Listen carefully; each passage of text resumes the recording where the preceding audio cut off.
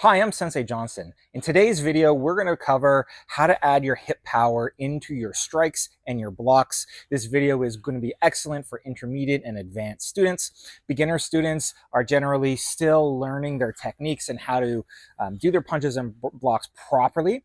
Right? And in that beginner stage, you're typically doing, let's say, an upper body technique by itself, and you're not incorporating your core muscles or your legs into your technique. And that is what we're going to talk about today. Right. So right now, when I'm facing camera, I'm facing square to camera. I'm going to turn sideways for a sec. And what we want to do is use our hips into our punches and into our blocks. And to use our hips, we would need to move our hip forward, right, to go into your punch, right? And then when you pull the punch back, you would want to pull that hip back. It's a very small movement with the body, and these are muscles that we need to work on. So at home, what you can do is you can start to work on just turning your body side to side, this is just a great fun stretch I like to do anyway, right? But we're activating our core muscles. There's all these hip flexor muscles and tendons in here that we need to activate and stretch and get used to, right? From there, just start to get the timing of turning your body and adding the punch so that the punch ends the same time the rotation ends, which is so important. We're going to start here with large movements, very, very large hip rotation. And eventually, over time, as you get better with these kind of movements, we can start to make them smaller and smaller and smaller. As we get smaller, if I just stand square, all right, when I do my punch, what I want to do is I don't want it to just be the upper body.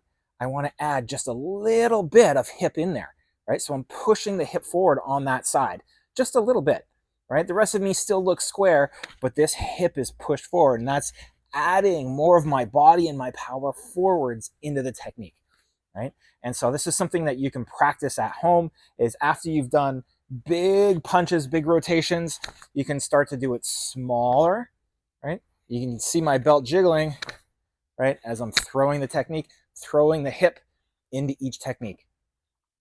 After you start to get that technique, what you want to do is you want to add that same concept of using those hips into other techniques, whether it be palm heel strike, maybe it's a sideways elbow, maybe it's a vertical elbow.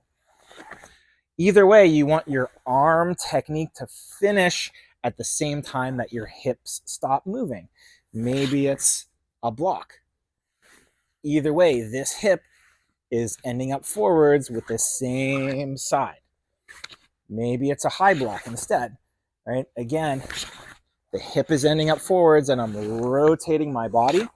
One thing to watch out for is that your timing isn't off, right? We want to make sure that you're not doing 1, 2, right? Or doing hip, hand, where the timing is off. Hip, hand, right? Because then the power isn't transferring through the technique. Take some time to start practicing these kind of movements at home. Start with just getting better and better, using your rotation and getting this timing, and then start to add it into different techniques. And then the result will become, not only will your basics be better in the classroom, but that will transfer to your kata as well. I hope to see you guys practice those techniques, and I hope to see your technique improve in your next class.